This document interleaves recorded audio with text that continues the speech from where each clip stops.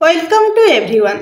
पूर्व क्लास रे आमे माने ओडिया पेडागोजी रो जो सब विभाग पढ़ीचे तन्मध्य रही पिला मानकर मातृभाषा शिक्षण छोट छोट पिला मानक पई ता सहित जातीय पाठ्यक्रम आधार राज्य पाठ्यक्रम आधार 2005 और 7 एवं पिला मानकर पठन कौशल किभଳି भाबरे वृद्धि पाइबो एवं समन्वित पाठ्यपुस्तक कौन किभଳି तार कार्यकारिता रही से संपर्क में आमे पढ़ीचे। विशेष करी आमर एही क्लास गुड़िक राज्य सरकार द्वारा परिचालन करा जाउथिबा विभिन्न प्रकार प्रवेशिका एवं नियुक्ति परीक्षा जो कि ओडिया पेडागोजी रही सहित jetty RST SSP TGT OFS Odia TGT Odia जो ओडिया पेडागोजी क्वेश्चन आसुची से समस्त परीक्षा ए क्लास गुड़िक विशेष भाव में उपयोगी एवं यही जो पढ़ुचे आम क्लास टी सिटी पिला मानकर कोर्स बा सिलेबस अंतर्गत अटे। यही क्लास टी सब ओडिया विभाग ऑनर्स छात्र छात्री एवं ओडिया पेडागोजी निमंते विशेष फलप्रद। जदि आपण मानकु आम क्लास टी भल लागुछि एवं नुआ नुआ क्लास जानि पढ़िबा पई आम चैनल टी को प्रथमे सब्सक्राइब करे नियंतु। वर्तमान आज आसतु आमे माने पढ़िबा तात्विक पठन एवं व्यापक पठन कौन। आ पूर्व आम यार उपक्रम पढ़ी कहीं पिलाटी पढ़ी थाए पाठ पढ़ी थाए कहीं पढ़ी थाए से ये संसार आनंद उपभोग करने संसार भावधारा ग्रहण करने। वर्तमान में पढ़ा तात्विक पठन और व्यापक पठन मध्य पार्थक्य कौन। बोध शक्तिर विकास कि पिला मानकर ज्ञानर अभिवृद्धि जो पठन करा जाए ताहाकु तात्विक पठन बा इंटेंसिव रीडिंग कहुए।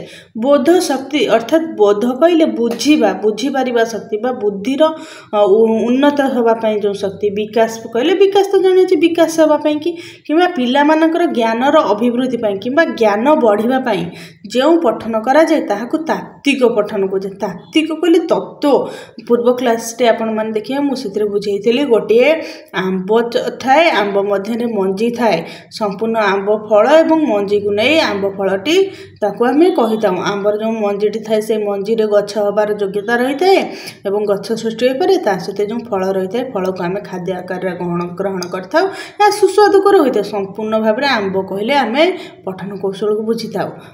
उदाहरण स्वरूप एवं मंजीटी हूँ तात्विक एवं आंब फलटी हूँ व्यापक। जमती मंजीर गछ बाहरी पारे ठीक से गोटे छुआर ज्ञानर मूलदुआ जो सुदृढ़ होता है दृढ़तर होता है जो ज्ञान पिला को गोटे ज्ञान स्ट्रंग होता है तापर से संपूर्ण तार धारणा आसी थाए तो ताहाकू कौन कह जाए इंटेंसिव रीडिंग बा तात्विक पठन।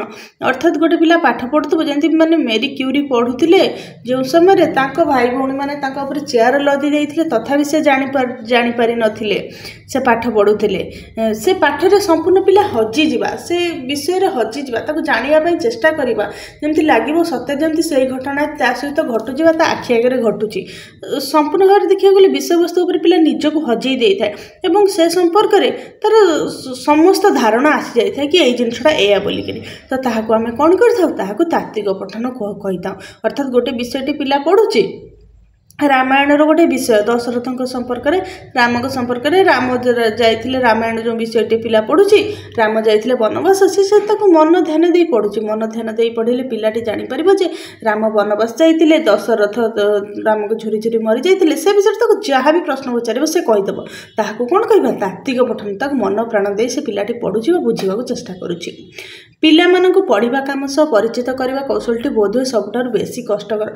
अर्थात पिला पढ़ार काम पढ़ा समय कौन होता है पढ़ा समय आखि जो कार्य लगी थाए सहित मन मस्तिष्क कार्य लगी थाए एवं परिवेश मध्य पिलाटी निजक स्थिर रखी एकाग्रता सहित पढ़ी थाए। तेणुक यही कौशल सहित सबुठ बेसी कष्टकर कहीं छोट छुआ तार मन चंचल थाए तेणुक बुझे बोध शक्ति दे पढ़ा काम सब परिचित करवा कौशल सबुठारु कष्टकर। यही कौशलटी कठिन कठिन कले टाण कष्टकर कारण पढ़ा एक सरल दक्षता नुहे। अर्थात देखो आपण मैंने हूँ कि आम हूँ जो पढ़े रीडिंग करुचे देखिए किसी पिला अच्छा पढ़े किसी समय पढ़ीगला पर निद लगी आउ किसी पिला अच्छा पढ़ले आखि कौन हो अंटा कौन हो पिठी कौन हो तेणुक पढ़ाटा गोटे सरल दक्षता नुहे निमंते आखि साथ देवा दरकार शरीर ठीक भाव में बसी दरकार शरीर सुस्थ रहा दरकार एवं मन सुस्थ रहा दरकार एकाग्रता रहा दरकार। तेणुक पढ़ाटा गोटे सरल दक्षता नुहे। एथि बारंबार अभ्यास करने पड़े दक्षता हासिल करने पड़े एथि केते गुड़िए मिलित कौशल सहित बौद्धिक दक्षतार आवश्यक होता है।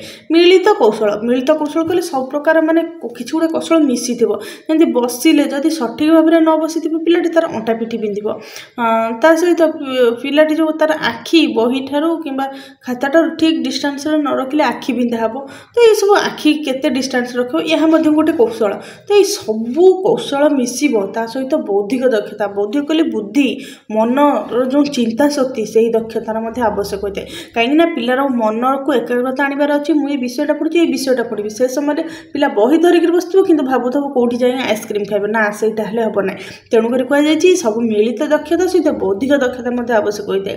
पिला पढ़ा शिखाइबा गुरुत्वपूर्ण कारण पिला जीवन में अनेक कथा या निर्भर करता है कहीं पिलाटी को पढ़ा शिखाइबा बहुत जरूरी अटे पिलार सारा जीवन यहाँ पर निर्भर करे कहीं पिला जिते बाहर को जीव नुआ नुआ कथा जान परिवेश बाहर को न जाओ सी यदि न पढ़ी पार न जापर केमी जान गोटे छुआ से पैसा को चिन्हवा दरकार पैसा देखिकी से पढ़ी पार कि यहाँ 1 टंका कि यहाँ 100 टंका नहले ताकू गोटे पिला गोटे 1 टंकिया गोटे नोट थिला आगु बर्तमान कमीगला मिलूनी एत 1 टंकिया गोटे नोट आसो ता सहित गोटे 100 टंकिया नोट आसो पिला यदि पढ़ा यदि ठीक से न जानी आउ गोटे पिला पिला 2टा धरी नोट धरी हे यहाँ देखे यहाँ 1 टंका ना 1 टंका बदल में गोटे 5 टंका तो पिला प्रथम पढ़ी सवा सान हो कि 1 आ मध्य संख्या मध्य बड़ हो 5 तक आउ गोटे पिला कह तो पाखे तु 5 टंकिया नोटा रख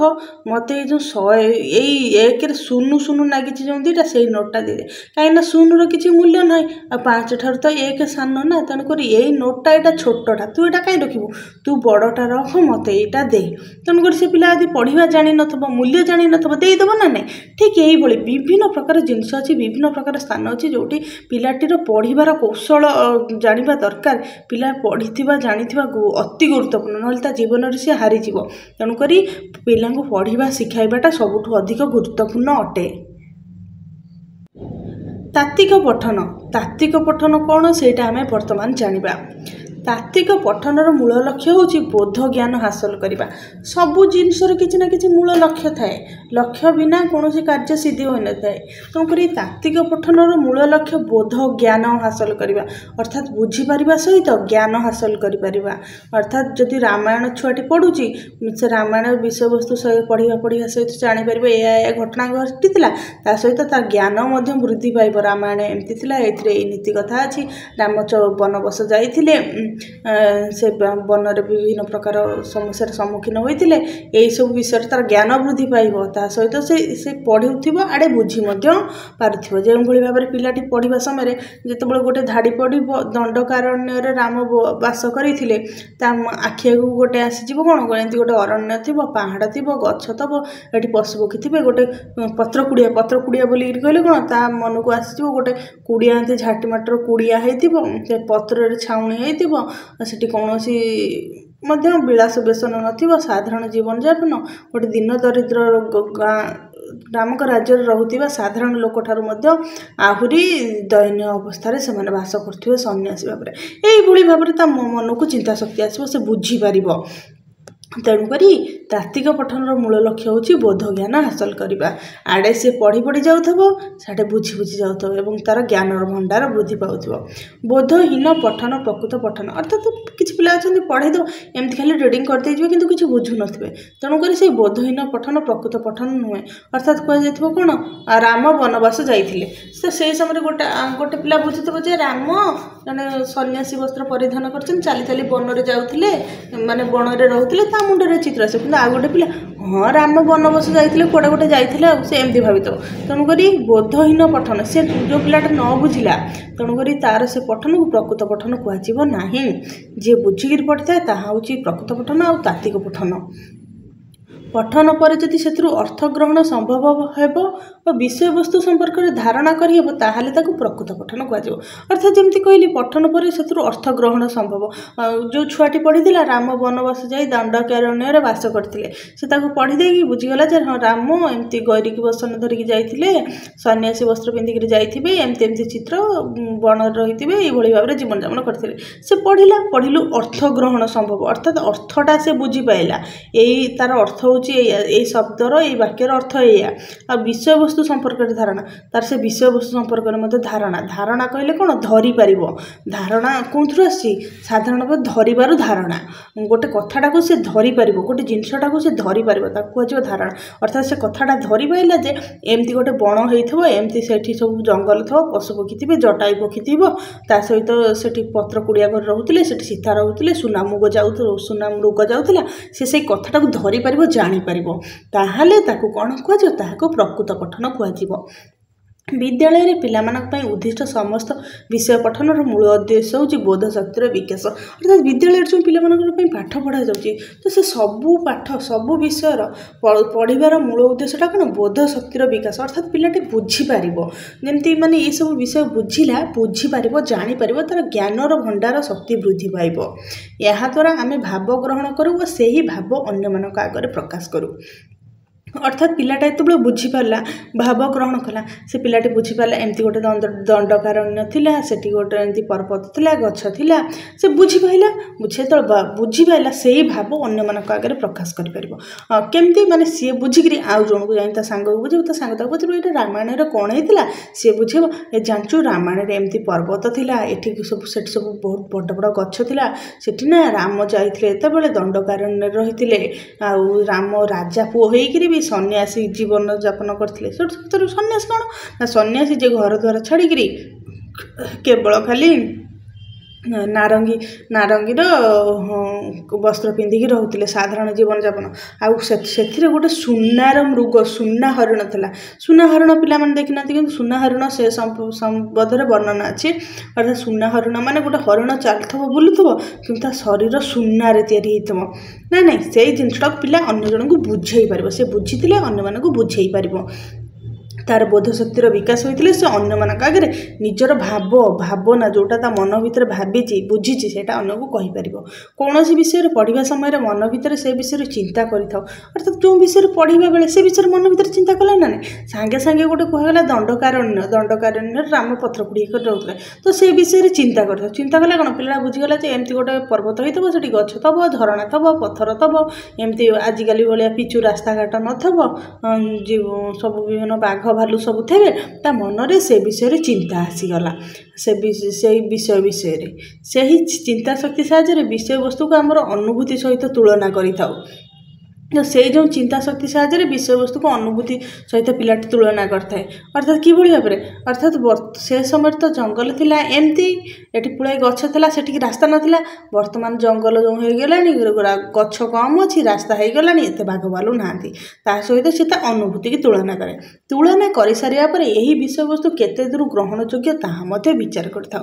तो तुलना करिया पर से विषय वस्तुरा केते दूर ग्रहण योग्य। अर्थात से समय तो बण थिला ठीक भाव में वर्षा होउथिला लोक मैंने शांति रोते बर्तमान बण जंगल नष्ट है वर्षा होनी लोक मध्य परिवेश प्रदूषण वृद्धि पाइबा द्वारा खाद्य अभाव वृद्धि पाइबार लगी परिवेश प्रदूषण होगी सब जिन कौन से समय परिवेश आ वर्तमान परिवेश मध्य तुलना करी से समय परिवेश को वर्तमान ग्रहण योग्य बोली पिलाटी विचार कर गोटे विषय पाठ कलापर आम यार विषय वस्तु केते दूर हृदयंगम करूँ जापर संपूर्ण विषयटी पढ़ीदेला तार विषय वस्तु अर्थात विषय वस्तु कौन रामायण राम वनवर्ष जाइए दशरथंकर पत्नी जो थिले कैकेयी से मंथरार बुद्धि रे पड़ी राम को वनवास पठे सहित राम जाइए जो रहिले अरण्य सीता को रावण हरण करना से रावण को बध करते यही संपर्क से जापर विषय वस्तुटी जापर विषयर किसी अंश जदि हृदयंगम नहला ताहले पुणी पठन उपर ध्यान दे था अबुझा अंशटी बुझापी चेष्टा करता। अर्थात से विषय जब किसी अंशटा पिलाटी बुझी न पारा कि आम न बुझीपारू ताहले कौन करूँ ताहले से ताऊपर पुणी आउ थे से विषयटा को पढ़ू बा से धाड़ीटी से पाराटी पढ़ू आ जो अंशटा बुझीपारू ना बुझापी चेष्टा करता। अर्थात कहला जे कैकेयी କୈକେୟୀ ଦଶରଥଙ୍କୁ ବର ମାଗି ରାମକୁ ବନବାସ ପଠାଇ ଦେଇଥିଲେ। ଏଠି ମନରେ ପ୍ରଶ୍ନ ଆସିବ, ଜଣେ ବୁଝିପାରିବନି କୈକେୟୀ କିଏ, କୈକେୟୀ ତ ତାଙ୍କ ମା, କାହିଁକି ପଠାଇ ଦେଇଥିଲେ? ସେ ପୁଣି ଆଉ ଥରେ ପଢ଼ିବ ପିଲାଟି, ତାପରେ ବୁଝିପାରିବ ଯେ ସେଇଠି ଗୋଟେ ଧାଡ଼ି ଥିବ, ସେ ତାକୁ ପଢ଼ି ଦେଇଥିବ, ବୁଝିପାରିନଥିବ। ମନ୍ଥରାର ପ୍ରରୋଚନାରେ କୈକେୟୀ ରାମଙ୍କୁ ବନବାସ ପଠାଇ ଦେଇଥିଲେ। କିନ୍ତୁ ଏହା ତ ଆମର ଥିଲା ବହିର କଥା, ଆମେ ଆଲୋଚନା କଲେ। କିନ୍ତୁ ବାସ୍ତବ ଆଉ ଗୋଟେ କଥା କହିବାକୁ ଚାହିଁବି, ଯେତେବେଳେ ରାମଚନ୍ଦ୍ର ବନବାସ ଯାଇଥିଲେ, ତାଙ୍କୁ କୈକେୟୀ ବନବାସକୁ ପଠାଇ ଦେଇଥିଲେ, ତାହା ପଛରେ ମଧ୍ୟ ଗୋଟେ ଗୂଢ଼ କାରଣ ଅଛି, ଯେଉଁଥିପାଇଁ ସାରା ସଂସାର କୈକେୟୀଙ୍କୁ ଦୋଷ ଦେଇଛି। କିନ୍ତୁ କୈକେୟୀ ତାଙ୍କ ଜନ୍ମ କଲା ମା ନ ହୋଇକରି ମଧ୍ୟ ରାମଚନ୍ଦ୍ରଙ୍କର ଜୀବନ ରକ୍ଷା କରିଛନ୍ତି, ଯେଉଁଥିପାଇଁ ରାମଚନ୍ଦ୍ର ତାହାର ବର ସ୍ୱରୂପ ପରବର୍ତ୍ତୀ ଜନ୍ମରେ ସେ ଶ୍ରୀକୃଷ୍ଣଙ୍କର ମାତା ଯଶୋଦା ରୂପରେ ଜନ୍ମ ପାଇଥିଲେ। କାହିଁକି ନା କୈକେୟୀ ଯେତେବେଳେ ରାମଚନ୍ଦ୍ରଙ୍କୁ ବନବାସ ପଠାଇ ଦେଲେ, ସାରା ସଂସାର ତାଙ୍କୁ ନିନ୍ଦା କରିଥିଲା, ସେହି ନିନ୍ଦା ଅପବାଦ ପାଇଥିଲେ। କିନ୍ତୁ କୈକେୟୀ ନିଜ ମନ ଭିତରେ କିଛି କଥା ରଖିଥିଲେ, ଆଉ ସେଇ କଥାଟି ହେଉଛି ସେ ସମୟରେ ଗୋଟେ କାଳ ସମୟ ଥିଲା, ଯେଉଁ କାଳ ସମୟରେ କି ଯିଏ ମଧ୍ୟ ଯେଉଁ ଦଶରଥ ଥିଲେ, ତାଙ୍କର ଯେଉଁ ସିଂହାସନ ଅଯୋଧ୍ୟାର ସିଂହାସନରେ ସେଇ 14 ବର୍ଷ ମଧ୍ୟରେ ଯିଏ ମଧ୍ୟ 14 ବର୍ଷ ସେଇ ଅଯୋଧ୍ୟା ସିଂହାସନରେ ବସିବ, ତାର ମୃତ୍ୟୁ ହେବ। ତାହାର କାଳଯୋଗ ଥିଲା, ଶନି ଦେବଙ୍କର କୋପ ଦୃଷ୍ଟି ଥିଲା ସେହି ସମୟରେ। କିନ୍ତୁ କୈକେୟୀ ଏହି କଥାଟି ଜାଣିଥିଲେ। ଯଦି ସେ ସମସ୍ତଙ୍କ ଆଗରେ ପ୍ରକାଶ କରିଥାନ୍ତେ, ତେବେ ତାହେଲେ ସେ ମୃତ୍ୟୁବରଣ କରିଥାନ୍ତେ ଏବଂ ଏହି କାଳଟି ତତ୍କ୍ଷଣାତ୍ ଫଳିତ ହୋଇଯାଇଥାନ୍ତା, ଅନ୍ୟ କେଉଁ ରୂପରେ ସେଇ ଯିଏ ରାଜା ହେଇଥାନ୍ତା ତା ଉପରେ ପଡ଼ିଥାନ୍ତା। କିନ୍ତୁ କୈକେୟୀ ତାହାକୁ ମନ ଭିତରେ ରଖି କିଛି କାର୍ଯ୍ୟ କରିଥିଲେ। ଯେମିତିକି ସବୁଠାରୁ ଅଧିକ କୈକେୟୀ ରାମଚନ୍ଦ୍ରଙ୍କୁ ଭଲ ପାଉଥିଲେ। ସେ ତାଙ୍କୁ ବନବାସ ପଠାଇବାର ବର ମାଗି ନେଇଥିଲେ। ନିଜେ ପଛେ କୁହାଯାଏ ନିଜେ ପଛେ ସମସ୍ତଙ୍କ ଆଗରେ ସେ ଅପାତ୍ରୀ ହେଲେ, ଘୃଣା ନିନ୍ଦାର ପାତ୍ରୀ ହେଲେ, କିନ୍ତୁ ପୁତ୍ରକୁ ରକ୍ଷା କରିବା ପାଇଁ ଯାଇ ନିଜ ଉପରେ ସବୁ ଦୋଷ ଲଦି ନେଇ ଯାଇଥିଲେ। ସେହି ସମୟରେ ଯେଉଁ 14 ବର୍ଷ ରାମଚନ୍ଦ୍ର ବନବାସ ଗଲେ, ଅଯୋଧ୍ୟାର ସିଂହାସନରେ କେହି ମଧ୍ୟ ବସିନଥିଲେ, ଯାହାଫଳରେ କି ଶନିଦେବଙ୍କର କୋପ ଦୃଷ୍ଟିରେ କାହାର ମୃତ୍ୟୁ ହୋଇନଥିଲା। ଆଉ ତା ସହିତ ବିଧି ନିର୍ଦ୍ଧାରିତ ଅନୁସାରେ ରାବଣର ମଧ୍ୟ ମୃତ୍ୟୁ ହୋଇଥିଲା ରାମଙ୍କ ହସ୍ତରେ। ତେଣୁକରି କୈକେୟୀ ତାଙ୍କୁ ସବୁଠୁ ଅଧିକ ଭଲ ପାଉଥିଲେ। ଏହା ଲୋକଲୋଚନରେ ବହୁତ କମ୍ ଲୋକ ଜାଣନ୍ତି। ପରବର୍ତ୍ତୀ ଜନ୍ମରେ କୈକେୟୀ ରାମଚନ୍ଦ୍ରଙ୍କୁ ସେହି ସମୟରେ କହିଥିଲେ ଯେ ମୁଁ ତ ଏତେ ଅପନିନ୍ଦା ପାଇଲି ତୁମର ମା ହେଇ ମଧ୍ୟ, କିନ୍ତୁ ସାରା ସଂସାରରେ ମୁଁ ତୁମର ସ୍ନେହ ଟିକେ ମାର ଦେଇପାରିଲିନି ତୁମକୁ। ତାର ପ୍ରତିଫଳନରେ ରାମଚନ୍ଦ୍ର କୈକେୟୀଙ୍କୁ ବର ଦେଇଥିଲେ, ପରବର୍ତ୍ତୀ ଜନ୍ମରେ ତୁମେ ମୋର ମାତା ହେବ, ଆଉ ସାରା ସଂସାର ତୁମକୁ ମୋର ମାତା ବୋଲିକିରି ଜାଣିବ, ଏବଂ ସବୁଠୁ ଅଧିକ ସ୍ନେହ ମୁଁ ତୁମଠାରୁ ପାଇବି ଏବଂ ତୁମ କୋଳରେ ବଢ଼ିବି। ଆଉ ପରବର୍ତ୍ତୀ ଜନ୍ମରେ ସେଇ କୈକେୟୀ ହିଁ ମାତା ଯଶୋଦା ରୂପରେ ଅବତାର ଗ୍ରହଣ କରିଥିଲେ ଏବଂ ପ୍ରଭୁ ରାମଚନ୍ଦ୍ର ଶ୍ରୀକୃଷ୍ଣ ରୂପରେ ମାତା ଯଶୋଦାଙ୍କ କୋଳରେ ବଢ଼ିଥିଲେ ଏବଂ ସାରା ସଂସାର ଦେବକୀ ନୁହେଁ ବରଂ ଯଶୋଦାକୁ ତାଙ୍କର ମାତା ବୋଲିକିରି ପ୍ରମାଣିତ କରିଥିଲା ବା ପ୍ରମାଣ ପାଇଥିଲା। ତ ଏହା ହେଉଛି ଆମର ରାମାୟଣର ଉପାଖ୍ୟାନ। ସେ ବିଷୟରେ ଆଲୋଚନା କଲେ ବହୁତ ଅଧିକ ହେଇଯିବ। ତେଣୁକରି ଆମେ ଜାଣିଲେ ଯେ ତାତ୍ତ୍ୱିକ ପଠନ କ'ଣ। ବର୍ତ୍ତମାନ ଆମେ ଜାଣିବା ବ୍ୟାପକ ପଠନ। ବ୍ୟାପକ ପଠନ ବୋଲିକି କହିଲେ କ'ଣ ବୁଝେ? ବ୍ୟାପକ, ଯାହା ପରିବ୍ୟାପ୍ତ, ବହୁତ ଅଧିକ ଆଡ଼କୁ ବ୍ୟାପ୍ତ ହୋଇଯାଇଥାଏ, ତାହାକୁ କ'ଣ କୁହାଯାଏ? ତାହାକୁ ବ୍ୟାପକ ପଠନ ବୋଲି କୁହାଯାଏ। ଯେଉଁଟା ବହୁତ ଅଧିକ, ତାହାକୁ ବ୍ୟାପକ ପଠନ କୁହାଯାଏ। ପଠନ ମାନେ ପଢ଼ିବା। ପ୍ରତ୍ୟେକ ମନୁଷ୍ୟ ନିଜର ଆଗ୍ରହ ଓ ରୁଚି ଅନୁଯାୟୀ ପୁସ୍ତକ ପଠନ କରି ଆନନ୍ଦ ପାଇଥାଏ। ନିଜର ଆନନ୍ଦକୁ ବଢ଼ାଇବା ପାଇଁ କେବଳ ଖଣ୍ଡିଏ ବା 2 ଖଣ୍ଡ ପୁସ୍ତକର ପଠନ ମଧ୍ୟରେ ଆବଦ୍ଧ ରହିଲେ ଚଳିବ ନାହିଁ। ବିଭିନ୍ନ ପ୍ରକାର ପୁସ୍ତକ ଏବଂ ଅଧିକ ପରିମାଣର ପୁସ୍ତକ ପଢ଼ିଲେ ଆନନ୍ଦର ମାତ୍ରା ପାଏ। ଅର୍ଥାତ୍ ସବୁ ମଣିଷ, ସମସ୍ତଙ୍କର ଆଗ୍ରହ ରୁଚି ସବୁ ଅଲଗା ଅଲଗା ବହି ପଢ଼ିକିରି ସେମାନଙ୍କୁ ଖୁସି ଲାଗିଥାଏ। କିଏ ଗପ ବହି ପଢ଼ିକିରି ଖୁସି ପାଏ, କିଏ ଗୀତ ବହି ପଢ଼ିକିରି ଖୁସି ପାଏ, କିଏ ନାଟକ ପଢ଼ିକି ଖୁସି ପାଏ, କିଏ ଉପନ୍ୟାସକୁ ପଢ଼ିକିରି ଖୁସି ପାଏ। ତେଣୁକରି ସବୁ ମଣିଷ ନିଜର ଆନନ୍ଦ ଖୁସିକୁ ବଢ଼ାଇବା ପାଇଁକି ଅଲଗା କେବଳ ଖଣ୍ଡିଏ 2 ଖଣ୍ଡ ବହି ପଢ଼ନ୍ତି ନାହିଁ। ସେମାନେ ଅଲଗା ବହି ପଢ଼ିଲେ, ଅଧିକ ମାତ୍ରାରେ ପଢ଼ିଲେ ତାଙ୍କର ଆନନ୍ଦର ମଧ୍ୟ ମାତ୍ରା ବୃଦ୍ଧି ପାଏ, ଅର୍ଥାତ୍ ଅଧିକ ଖୁସି।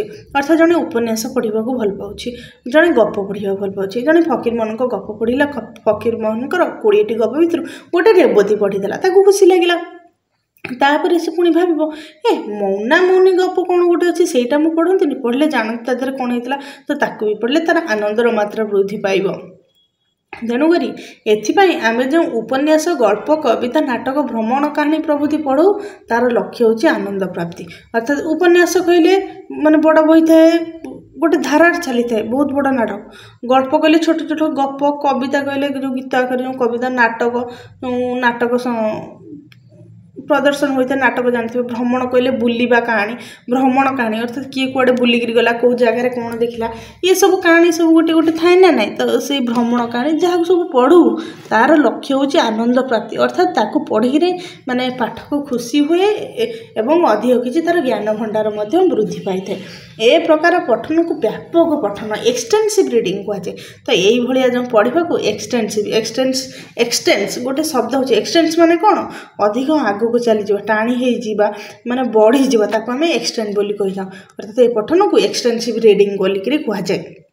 କିନ୍ତୁ ଏ ଏକ୍ସଟେନ୍ସିଭ୍ ରିଡ଼ିଂରେ ବିଟ୍ ବାଇ ବିଟ୍ ତତ୍ତ୍ୱକୁ ଜଣେ ମନେ ରଖିନଥାଏ।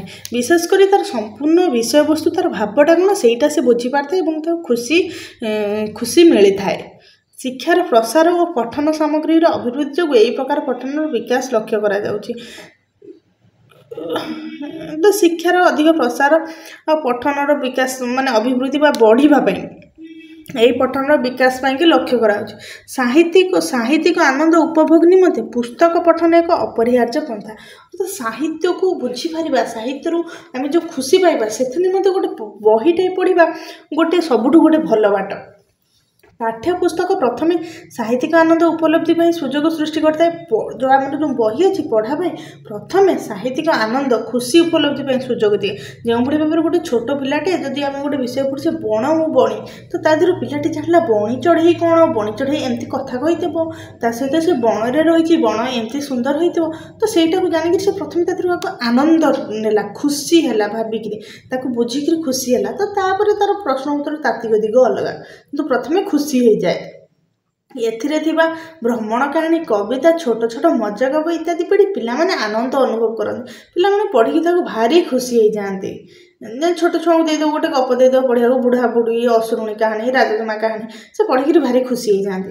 ସେହି ଆନନ୍ଦକୁ ବଳବତ୍ତର କରିବା ପାଇଁ ପିଲାମାନେ ଶିଶୁ ଉପଯୋଗୀ ପତ୍ରିକା, ଅର୍ଥାତ୍ ପତ୍ରିକା ବିଭିନ୍ନ ପ୍ରକାର ରହିଛି, କିନ୍ତୁ ଶିଶୁ ଉପଯୋଗୀ ପତ୍ରିକା କହିଲେ ଛୋଟ ପିଲାମାନେ ତାଙ୍କ ସ୍ତରରେ କେଉଁ ଶବ୍ଦ ପଢ଼ିପାରିବେ, କେଉଁ ଭାବଧାରାକୁ ବୁଝିପାରିବେ, ତାହାକୁ ଆମେ ଶିଶୁ ଉପଯୋଗୀ ପତ୍ରିକା ବୋଲିକିରି କହିଥାଉ।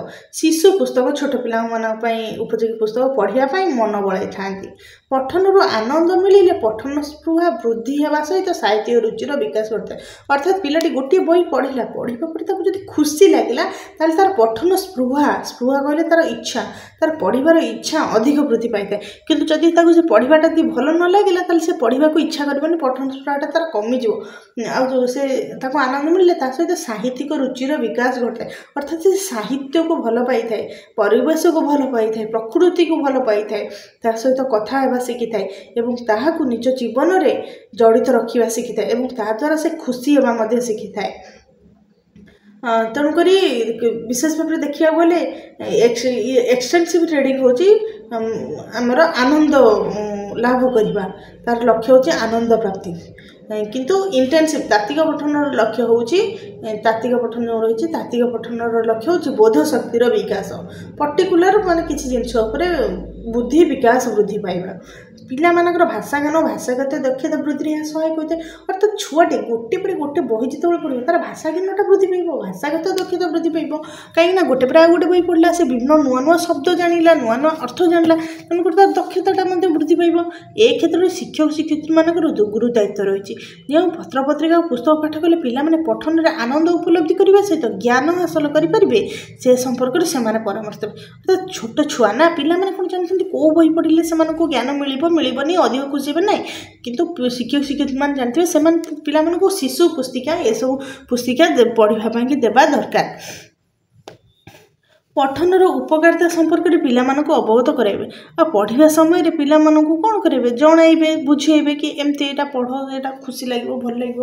ତାପରେ ବିଦ୍ୟାଳୟର ପୁସ୍ତକାଗାରରୁ କିମ୍ବା ନିଜେ ସଂଗ୍ରହ କରି ପିଲାମାନଙ୍କୁ ଉପଯୁକ୍ତ ପୁସ୍ତକ ଯୋଗାଇ ଦେବା ପାଇଁ ଯତ୍ନ କରିବେ।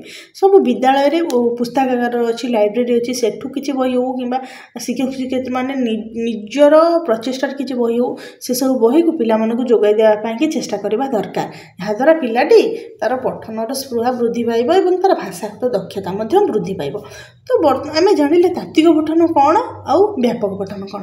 बर्तमान जाना तात्विक पठन और व्यापक पठन मध्य पार्थक्य कौन। सबकि जिन किसी ना कि छोट छोट डिफरेन्ट थाए। जदि किसी अलग नथिबो तात्विक पठन व्यापक पठन अलग अलग बोलिक कहीं आम पढ़ले तुमको मतलब किछिटा गोटे पार्थक्य रही किछिटा भेद रही जहाँ को अवलंबन करी आम एगो तात्विक पठन आ व्यापक पठन दुई भाग में विभक्त करें।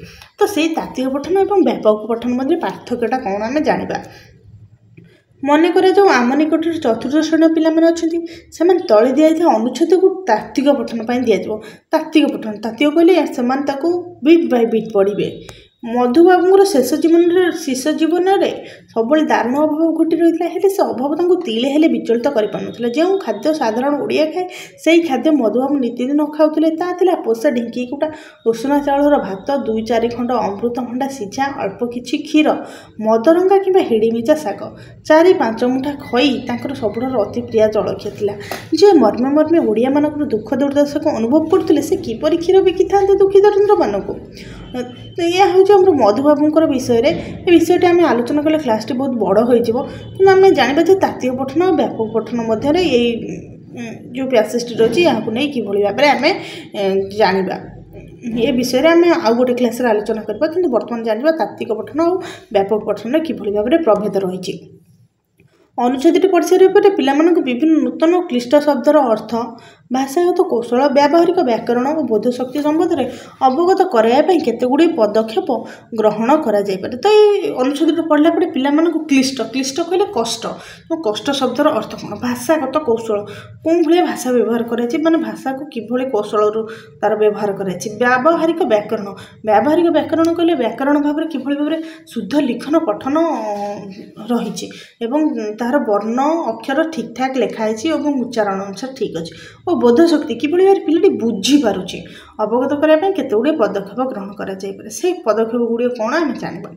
यही अनुच्छेद नूतन और क्लिष्ट शब्द नूतन नूतन कहले नुआ अर्थात पिलाटी शब्द आगुरी जान नए नुआ जान क्लिष्ट कहले कष्ट शब्द जान तथा विचलित विचलित कौन माने चल चंचल ताको जल्दी तरतर लगे व्यस्त लगे विचलित मर्मे मर्मे मर्मे मर्मे कहले मैंने टिके टिके माने हृदय भितर प्रति कोण अनुकोण अनुभव करवा। दुर्दशा दुर्दशा कहले दुखर दुख जो आसी था जो आशा को नहीं दुख आसी था दुर्दशा कहुए। प्रभुतिर अर्थ बुझापी समार्थबोधक शब्द चित्र प्रभुतिर साहाय्य पारे। ये सब अर्थ बुझापी समार्थबोधक विभिन्न प्रकार शब्द और चित्र साहाय्य नि जो भाई भाव में दुर्दशा दुर्दशा बोलिक कहले गोटे दुख जो किसी जिन आशा कर दुख आसे दुर्दशा कहुए। देखा आउ क्यों सब जिन आम तात्विक पठन और व्यापक पठन मध्य पार्थक्य रही। पिला माने शिखिथिबा नूतन शब्दर दृढ़ीकरण निमंते स्तंभ मिलन ख स्तंभ रे सरल अर्थ दिया शून्य स्थान पूरण 3-4 शब्द दे उपयुक्त शब्दटी को बाछिबा शिखिथिबा शब्द मान ने वाक्य गठन करबा इत्यादि कार्य दिया जाय पारे। तो यही कार्य दिया गले कौन हो पिला मानकर बौद्धिक ज्ञान वृद्धि पाइब से माने जो शब्द जानिछन्ति अर्थ बुझिछन्ति ताको से माने परिप्रकाश करि परिबे। ए सब जिनिस तो साधारण जिनिस समस्या जानिछन्ति तो ये एक्टिविटी करा जाय परिबो। व्याकरण ज्ञानर अभिवृद्धि शेष दारुण ढिंकीगुटा प्रभृति शब्द किपर विशेषण पद भाव में व्यवहार होती से संपर्क धारणा देपर। अर्थात ये जो शब्द विशेषण विशेषण कहले क्या बुझे था जी विशेष्य को विशेषित करता है। अर्थात विशेष्य कहले जी कर्ता कर्ता संपर्क में जी अधिक किसी कही था कौन कहुए विशेषण बोलिक कहुए। तो विशेषित विशेष्य को जी विशेषित करे तो से संपर्क में अधिक जानी पड़ता है। ढिंकी ढिंकी कुटा अर्थात ढिंकी जोटा रही ढिंकी कुटा जाऊला जो चाउल अर्थात से समय साधारण मनीष ढिंकी चाउल कुटिकी खाऊला। दारुण दारुण कहले कष्ट कष्टकर जीवन दुख दुखर जीवन दारुण तर अभाव साधारण खाद्य अल्प प्रिय दुख इत्यादि शब्दर विपरीत अर्थबोधक शब्द दि जाए पिला शब्द भंडार अभिवृद्धि क्षेत्र में साहाय्य कर।